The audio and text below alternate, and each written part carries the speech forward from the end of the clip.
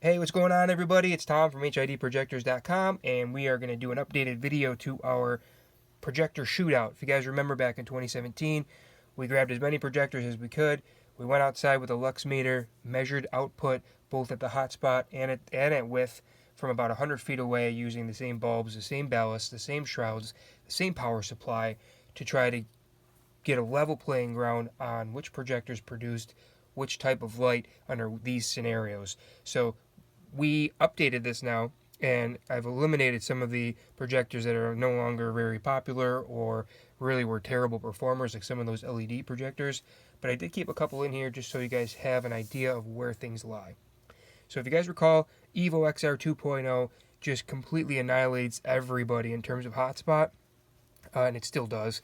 The interesting takeaway here, if you look at the width column, the average width for most of these is about 14. So if you see 14 on the width, that's average width.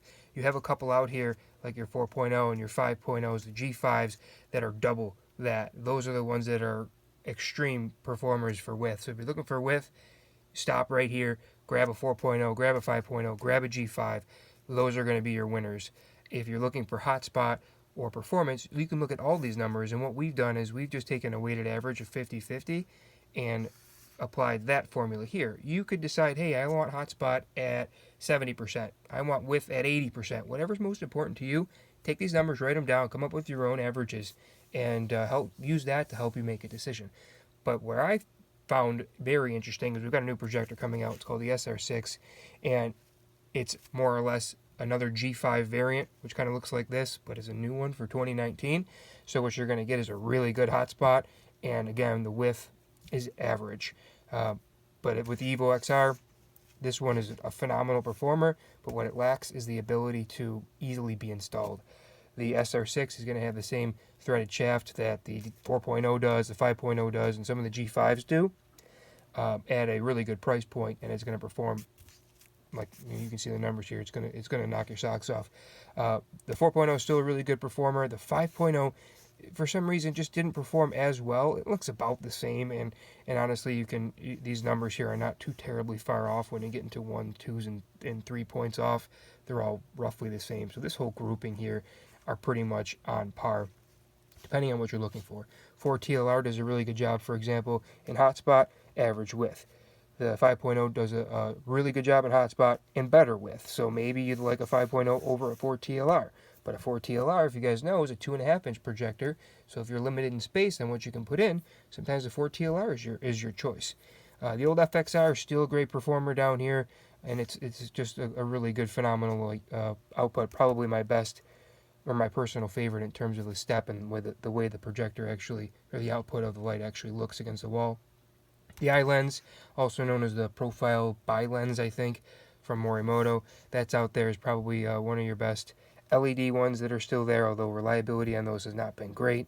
The MLED down here shows you that you can get a lot of hotspot, but really, really lacks in width.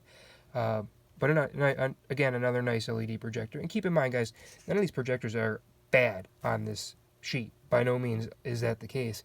They're all going to be a phenomenal upgrade over your stock reflector setup that you're probably tooling around in today. So if you're looking for something like this, you're trying to say, well, geez, Tom, that's great, but how do I choose which one's best for me? We have a decision tree that we can share with you, and basically it walks you through what your main important or your most important pieces. Like, for example, are you most interested in price? Are you most interested in installation, ease of installation? Or do you want to throw all that out to the side and just talk about performance? If you just want performance, we usually recommend you stay up here. If you want ease of installation, and that's where this guy's going to come in because you got a threaded shaft, and price point too. So what we're going to do is kind of level the playing field in terms of price. All of our stuff on their website is going to be roughly $99 if we can keep it that way. Some of the Morimoto stuff is priced a little bit higher. So you won't have to worry about price. You'll just want to pick out which product is going to be best for you in terms of installation and performance. So we're here to help. I know it's confusing. Sometimes it's intimidating. We've got great bulb recommendations, ballast recommendations.